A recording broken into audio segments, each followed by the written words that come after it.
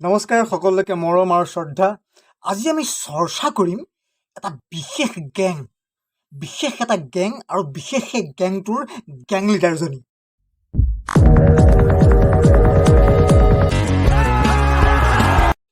এইটোৱে সেইটো গেং যাৰ ওপৰত মই জীৱনৰ প্ৰথমখন ৰচনা লিখিছিলোঁ।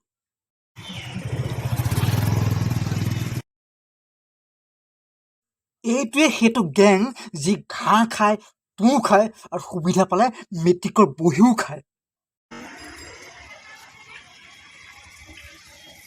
এইটোৱে সেইটো গেং যাৰ নামত মই পৰীক্ষাত 100ৰ ভিতৰত অংক যেতিয়া 29 পাইছিলোঁ, যাৰ নাম ধৰি মোক দেউতাই গালি পাৰিছিল। গৰু 100ৰ ভিতৰত 29 পাইছোঁ। गजब बेइज्जती है। এইটোৱে হৈছে সেইটো গেং যাৰ কাৰণে এসপ্তাহ ধৰি মই বাওঁ হাতে কৰিব লগা কামটো সোঁ হাতে কৰিব লগা হৈছে। देखा आपने लापरवाही का नतीजा है। কেৰেপকে নকৰে, আপুনি হাজাৰ হৰ্ণ দিয়ক, টিকাটোকে কেঁচেলা নকৰে।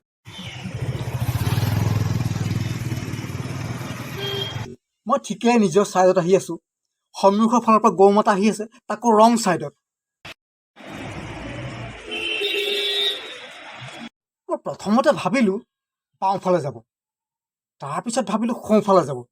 মোৰ গোটেই ভাৱনাখিনিৰ খেলি মেলি কৰি জেগাতে একেবাৰে ইউ টাৰ্ণ লৈ ল'লে নহয়। তাৰপিছত কথাটো হ'ল, আমাৰ টাউনৰ মাজত এই বিশেষ গেংটো একদম ডেম কেয়াৰত ঘূৰি ফুৰে আৰু এই গেংটোৰ এজনী লিডাৰ আছে।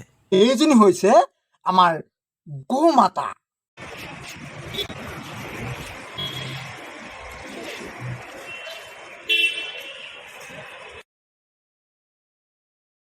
বাহ, আপুনি এটিটিউডটো চাওক, কি একদম সাংঘাতিক ধৰণে আহি থাকে টাউনৰ মাজত, একদম ডেম কেয়াৰ, ফুল এটিটিউড।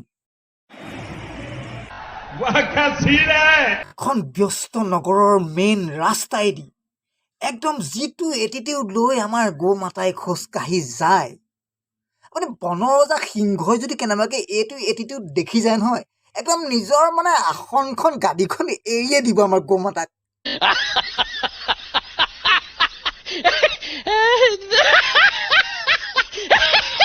সিদিনা অলপতে টাউনৰ মাজত পুৰা ভিৰ, ইপিনে এম্বুলেঞ্চৰ চাইৰেন বাজি আছে।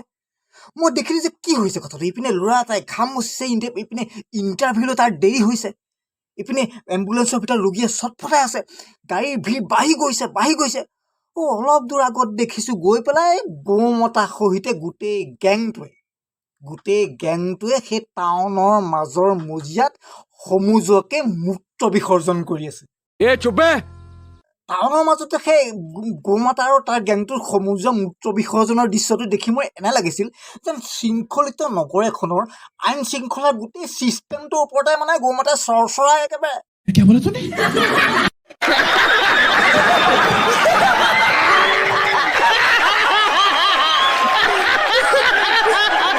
ৰাস্তা ব্লক, প্ৰশাসন নিৰূপায়, কি কৰিব? গৌমাতাকতো একো কৰিব নোৱাৰে।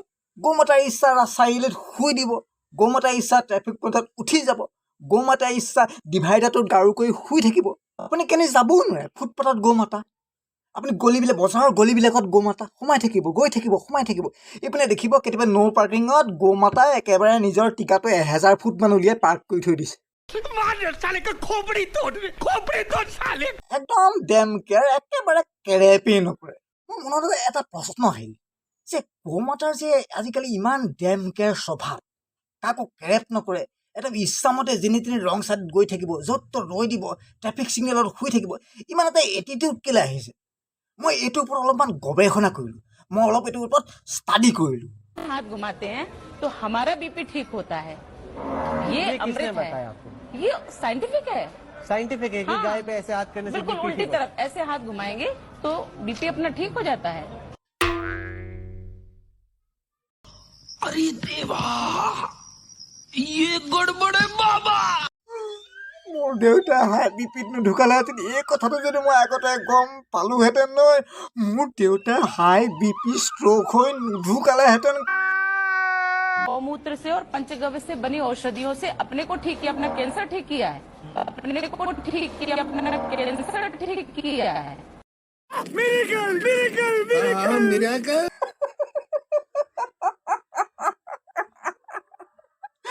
মেডিকেল সায়েন্সৰ মাঁ কি আখ।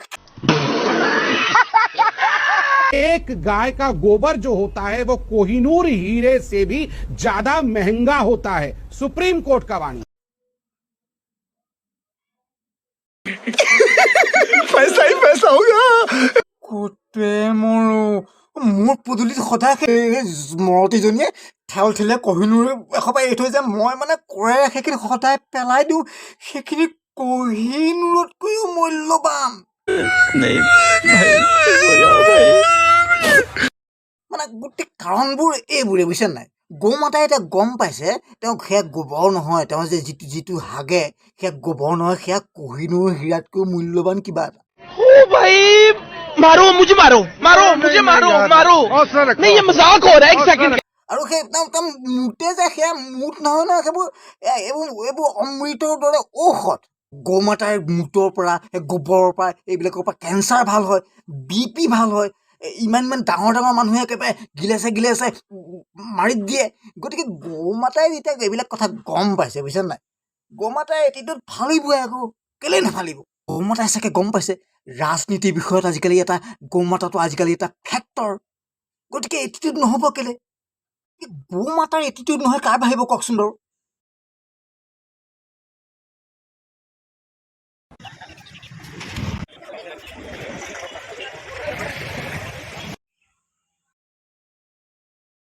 ইমানলৈকে চাই থকা সকলোকে ধন্যবাদ।